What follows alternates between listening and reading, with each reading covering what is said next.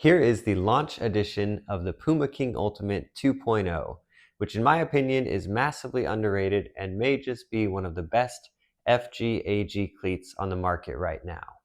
I had been using the previous Puma King Ultimate as my main AG cleats the past season, and while I've been relatively happy with them, they do have a few issues. They are very tight in the toes, as well as a little loose through the heel, and the upper is just a little bit too slick, too thin, and too unstructured in my opinion. It almost just feels like a piece of cloth at this point, and particularly in colder weather, does not feel great. In today's video, we'll go over all the updates for the King 2.0 and see if Puma was able to improve the fit, lockdown, and overall performance.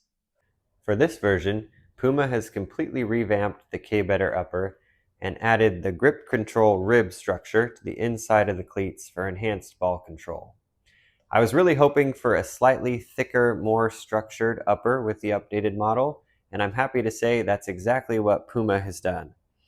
I don't think it's going to fool anyone into thinking it's real leather, but they certainly have a more leather-like feel and are quite soft out of the box. And while they are just a little bit thicker than the previous version, they're not thick or bulky by any means. There is a good amount of texture on the upper without it being too sticky, and I really like the addition of the ridges here. Trapping and dribbling the ball feel really natural, and the ridges are a nice touch for passing and controlling the ball with the inside of the foot. Now moving back, the collar and heel have been updated as well. The opening is much smaller now, so much so that I had to use a shoehorn to get these on in the first few weeks. Here's a comparison with my other pair.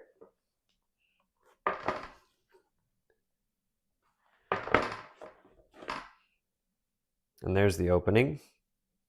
However, that means once you get them on, they really lock your heel into place.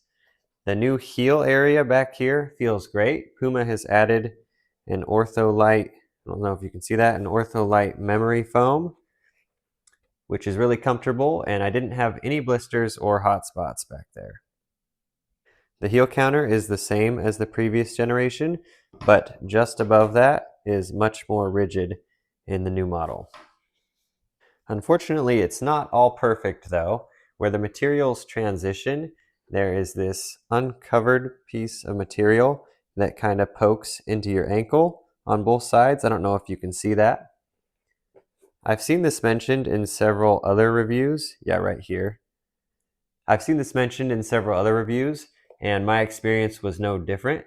It's not a huge issue, and I don't notice it as much now, but it definitely was a little bit annoying when I first started wearing them. This may have been fixed with the later colorways, but I'm not 100% sure about that. The sole plate and stud pattern are completely unchanged from the last model, which is just fine with me. I wear these pretty much exclusively on AG, but they work great on FG as well. So if you need a single pair of cleats for both surfaces, I think this is one of the best options for sure. Now I wouldn't mind if they added maybe one more stud on the outside, but other than that, no complaints at all, and I've had zero durability issues as well. Alright, moving on to the weight. I expect these to weigh pretty similar to the last generation, though they do feel maybe slightly heavier.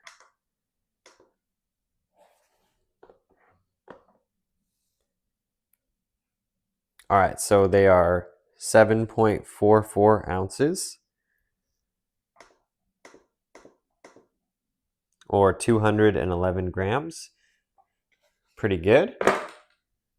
Let's see what the previous model is. Back to ounces.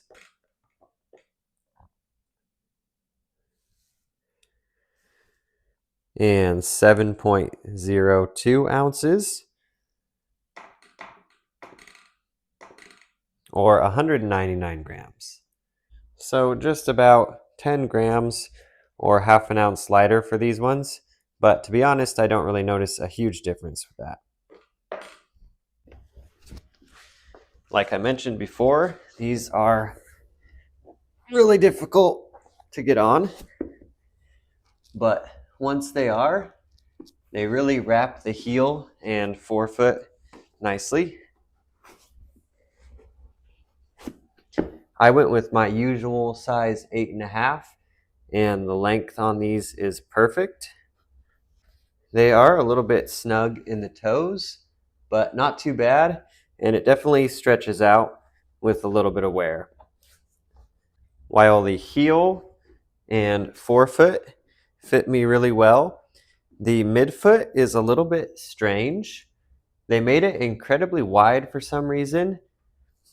I don't know if you can see that there. There's just a ton of extra space. This doesn't really bother me when I'm playing, but I'm not sure why they kept the forefoot fairly slim and widened the midfoot so drastically. If you look at the last generation, they wrap around my midfoot pretty much perfectly, and I would say this is the area of the cleat that actually fits me best. Still, it's not a deal breaker for me, and if you do have a wide midfoot, you will probably appreciate this change.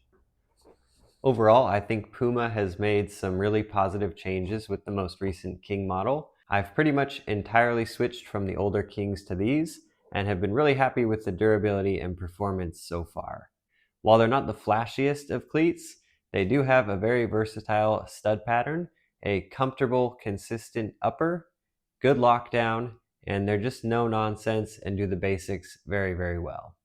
Now, I do have a pair of Mizuno Alpha Elites in AG coming soon in the mail, so we'll see if those leapfrog these in the rotation or not. If you're interested in checking out that video, make sure to subscribe to the channel, and thanks again for watching.